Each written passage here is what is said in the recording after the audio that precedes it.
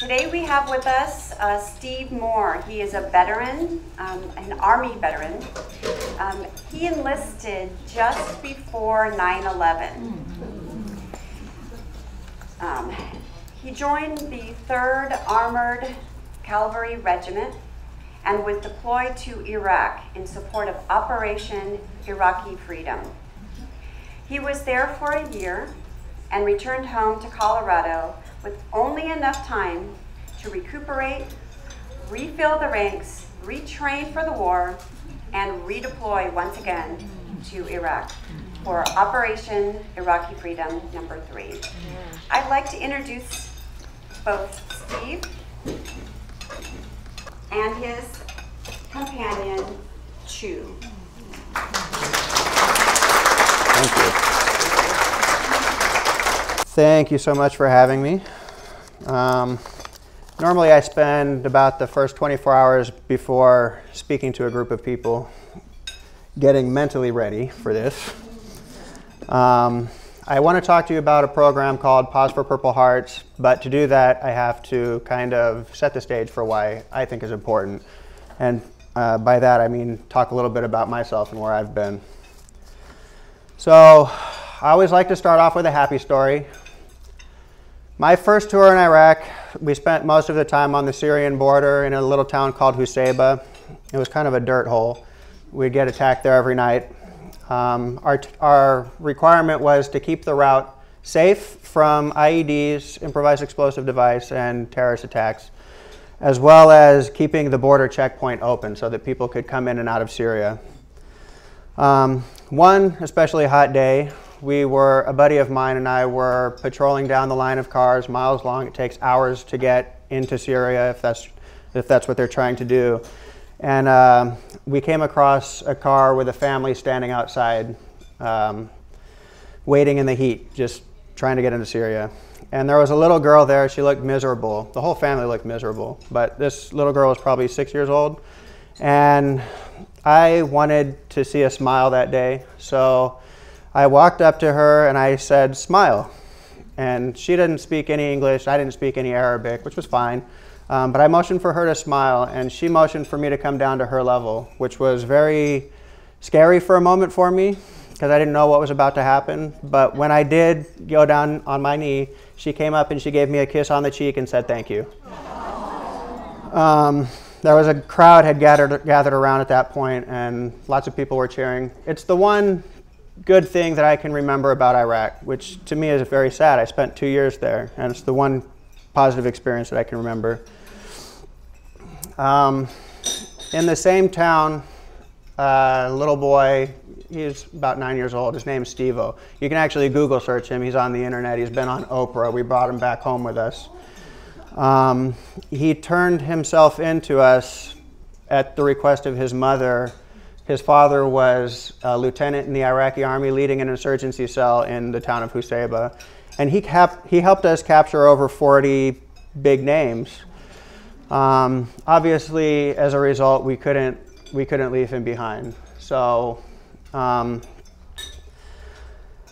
story short, as we were getting ready to pack it up after the first tour, we were in our train station, forward operating base, getting ready to go home, and we decided to take Steve-O back to his hometown of Husayba one last time to say goodbye to his mother.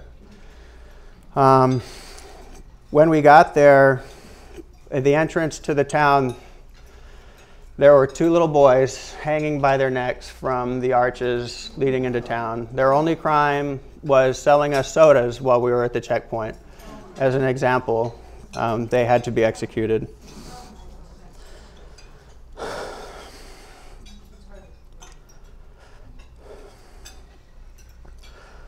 When we got to Steve-O's house and went inside, his mother also had been executed. This was the moment, I think, in the 2 years that I spent there that I remember very clearly my soul step out from my body and say, "No more."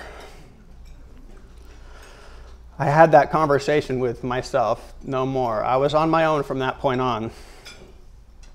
And then as Kim had mentioned, we went home long enough just to recover and refill and then go back overseas. The next year was not much different, but I don't know, I can't describe the way it feels when you're deployed overseas, especially when you've been gone for so long and you've already attributed yourself as somebody that has no soul. So I was basically just like everybody else, walking around day to day, doing my thing for another year overseas. When we came home, it was a happy time, right? My time was up. I had already spent 6 years in the Army past my agreed term. So I was in the Army for 4.5 years.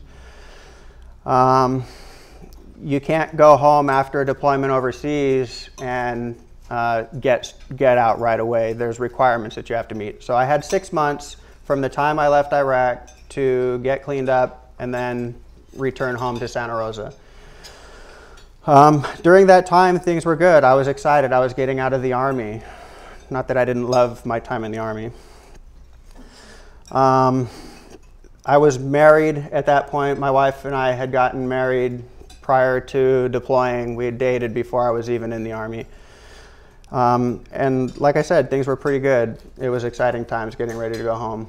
Shortly after we got home, our first son was born. His name is Joshua.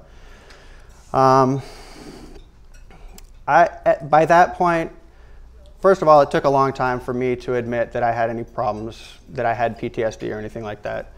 But by that point, my wife, while she recognized that I was struggling, there was nothing that she could have said or anybody could have said really to convince me of that. I buried myself completely in work. I was working upwards of 15 hours every day.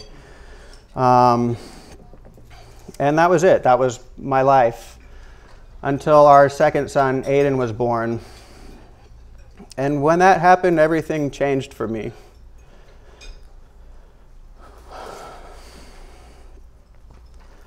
With the two of them together, the only thing I could see in their faces were these two boys hanging from the arches at Huseba.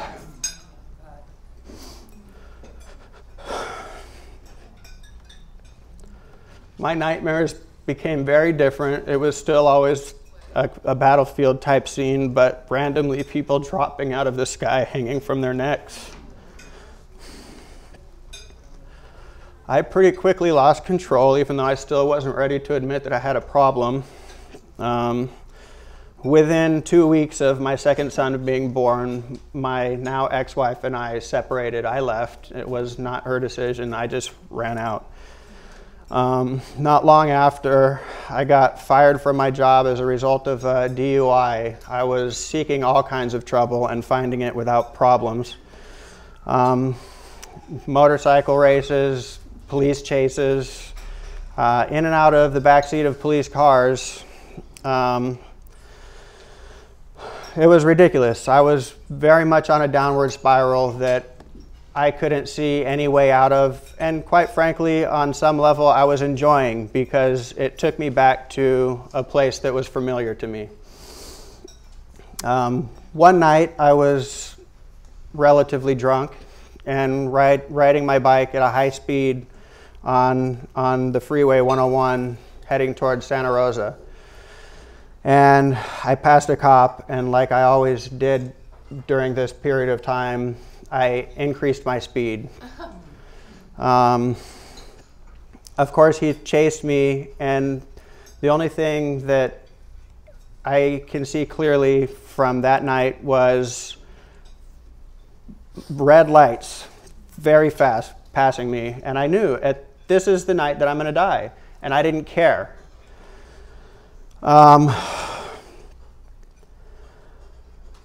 For whatever reason, I can't explain it. I rationalized things that day in Huseba by my soul stepping out. I had that conversation. And then on this night, I feel like my soul came back for a moment. And without my decision to do it, I eased off the throttle and I pulled over and I waited for the cop to come catch me. And he did, and he was very angry. I was arrested on a DUI, and when I went to court, they said, you have to go to the VA and get help, otherwise you're going to spend plenty of time in jail. I had already been to the courts a few times, and I did. I went to the VA. They paired me with a psychologist, and within 5 minutes of meeting this psychologist, he told me that he couldn't imagine anybody wanting to go back overseas. He also told me in that 5 minutes that he was a Vietnam draft dodger. And I couldn't believe that they wanted me, whoever they are, wanted me to have a relationship with this guy where I could feel comfortable. And I went through several other psychologists without any luck. I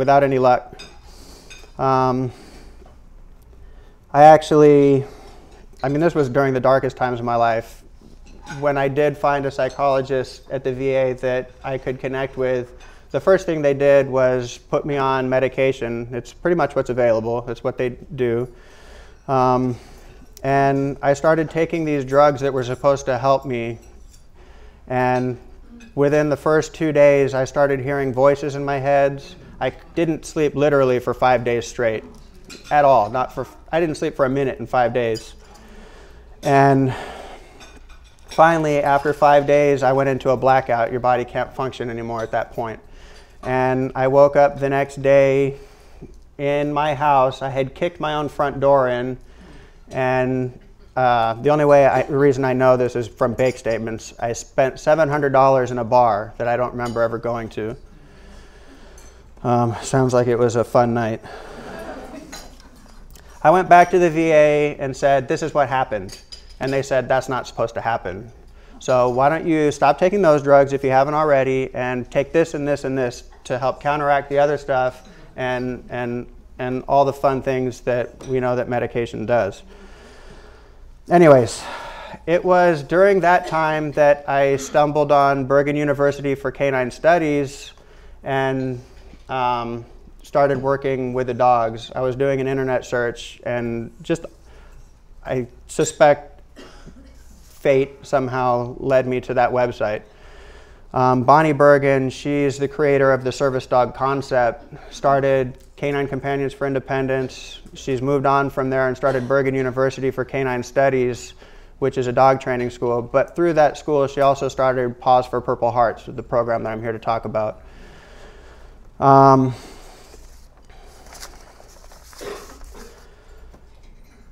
All of the things that they try to regulate with medication happens naturally when you're working with dogs. It really does. Anybody who has had a dog knows this without maybe necessarily knowing it.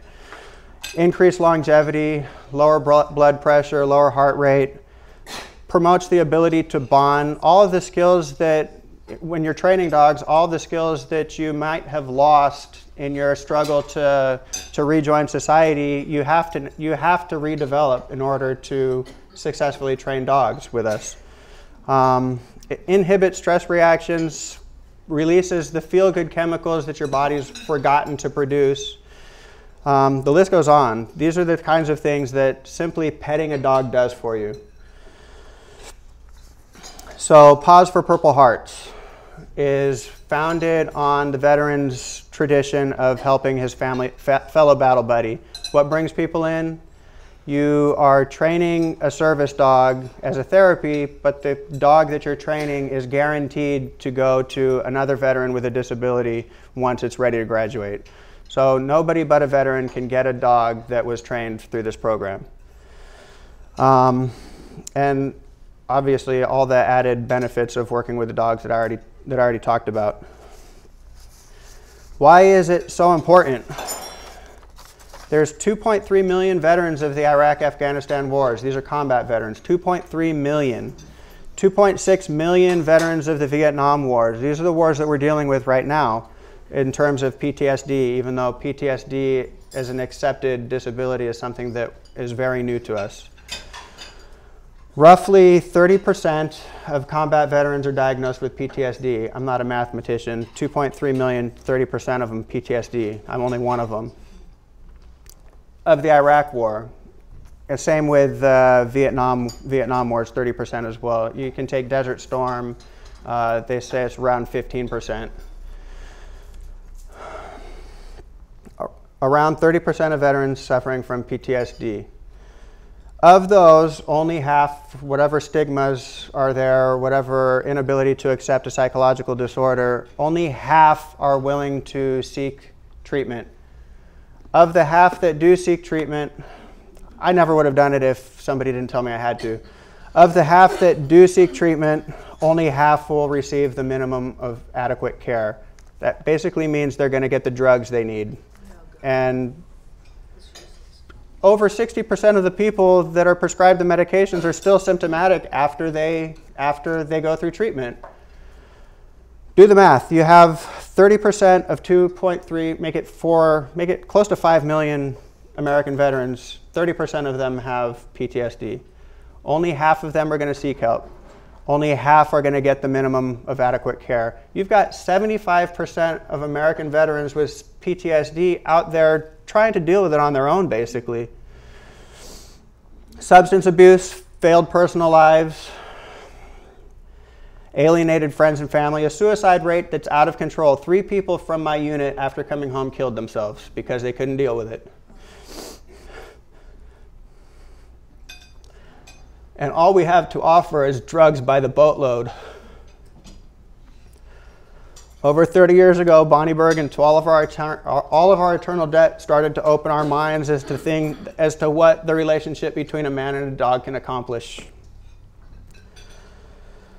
We know the simple act of petting a dog corrects all the problems that the drugs are supposed to be correcting.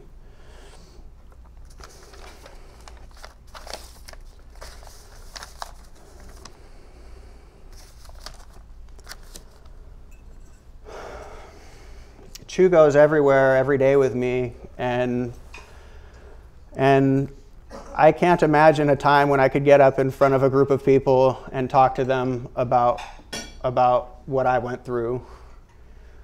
And it breaks my heart that so many people are out there still where I was, and they have no hope. And there's programs like PPH and other programs just like it that have so much to offer. And the only thing that we are offering are drugs. And it breaks my heart and it makes me sick. And that's where I am, and that's where we are. Does anyone have any questions about PPH as a program? So what can we do for that program? Is it donations, or is it? It is obviously, it's a nonprofit organization, and money makes the world go round in this and every country, I think. So financially, the way the program stays alive is through donations. Other questions? Okay, that's a good question. What specifically do we train the dogs to do?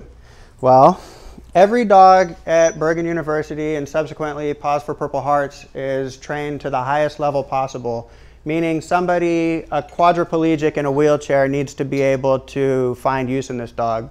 So it could be anything from turning lights on to picking up something that the person dropped, right? We teach them 126 commands, I think it is. Those are the most impressive ones, and I can show you him turning lights on and off if we have a switch in here at some point. But the real answer to the question is, while every one of them is trained to that level where they learn all of these commands, it has to be, the personality has to be suited to the work, right? So if you have a dog with exceptionally high prey drive, or they never get past that desire to pull, you can't put them with somebody who's a quadriplegic, right? It takes a pretty special dog to accept that level of responsibility. So then you maybe have a paraplegic who has some upper body movement, but they can manage a dog with their arms. I get all kinds of benefits from him. And for me, it has been about the positive social interactions. So the question is, what benefit do I specifically get from this dog? He wasn't trained for PTSD. These are things that I'm figuring out so that I can actually better help the PTSD community. And that's been part of what this partnership is about, so that we can actually figure out what it is that he does And I'm thinking somewhere along the lines of alert dogs, because he can absolutely absolutely tell me when I'm about to be having an anxiety problem based on something that's going on in the real world. And when that happens, the only thing that keeps me on an even keel is the fact that I have him there with me. Because when there's something amazing about the deepness of the eyes of a dog, and the unsure about chaos. They don't like chaos. So when you are looking your dog in the eyes, and the only thing they're saying to you is, why is this necessary? Why is whatever it is that you're thinking, why is this necessary? And in that split second, anybody who has experienced it knows that this is not necessary. Do we have a doggy bone for you? Oh no. This is a certificate that we would like to give you that just basically thanks you for your service and for, coming and speaking with us. Thank you so much. And then we also have a book for you that we donate to the library with your name in it. Oh, very good. And this is the arts of the independent. So this basically will go in our local library with donating in your honor. And Thank you very much. Too. So we're very, very thankful that you came and gave us your story. Well, I appreciate you guys having me. Thanks.